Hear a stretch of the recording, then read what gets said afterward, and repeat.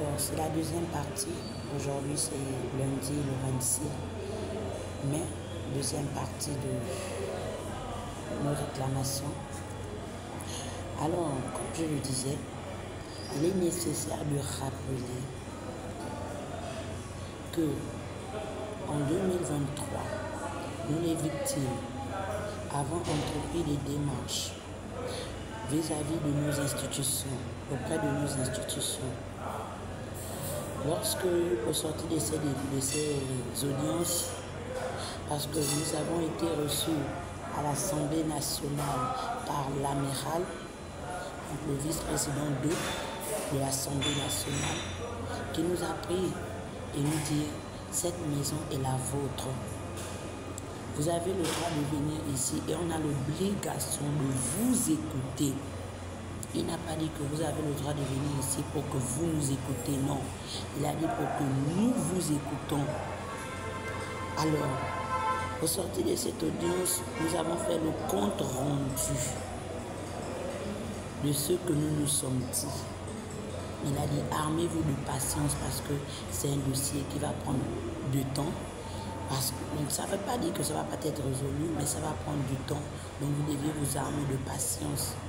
Le président sait qu'on doit parler de ça. À ce moment, et à part lui, nous avons été reçus par le président du Conseil économique et social qui nous a donné certaines recommandations que nous avons appliquées.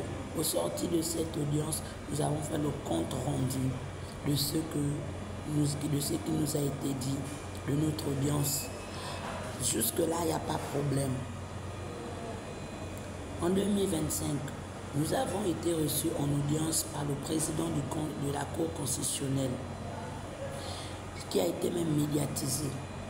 Le compte rendu au sortir de cette audience, les médias ont demandé qu'est-ce que le président a dit par rapport aux doléances, par rapport à votre audience et votre cahier de charge. Je dis qu'il a répondu de façon favorable, mais que c'était pas lui de décider.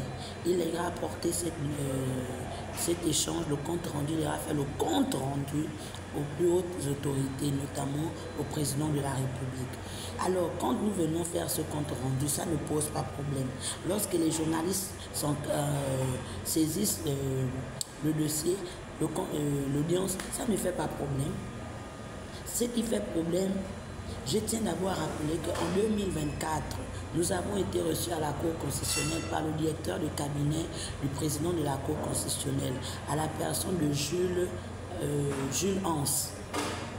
Jules Anse a même dit, quand vous repartez là, faites le compte rendu de nos échanges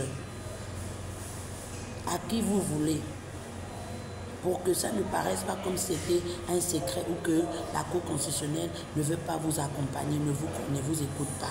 Jusque-là, ça n'a pas posé problème. Donc, M. Séraphin Mounouga qui accepte que le compte rendu de notre audience soit publié, il n'est pas un être humain intelligent. Le président de la Cour constitutionnelle qui accepte cela, il n'est pas intelligent également et il n'est pas un être humain. L'amiral qui accepte également que le compte rendu soit médiatisé, publié, il n'est pas un être humain. Jules Anse, le directeur du cabinet, qui accepte que cela soit publié, il n'est pas un être humain. Les seuls qui sont des êtres humains et très intelligents, c'est M. Georges Paca. Parce qu'il se plaint du fait que le conseiller spécial des affaires juridiques du Premier ministre dise de tels propos et qu'on vienne les publier, ça pose problème.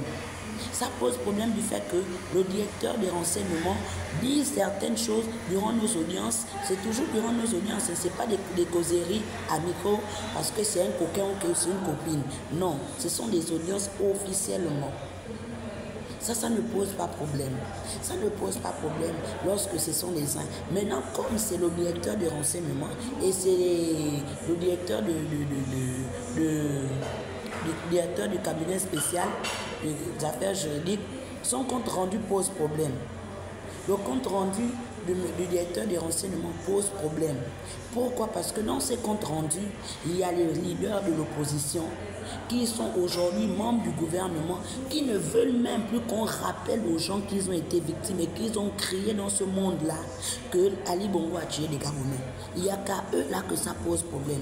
Et pourquoi ça pose problème à Georges Paga? Parce qu'il est celui qui a géré le dossier, la société civile ayant géré ce dossier. On ne veut que le compte rendu, c'est seulement à ceux-là que ce dossier-là, les comptes rendus posent problème. Pourquoi? Soyons responsables. Soyons responsables.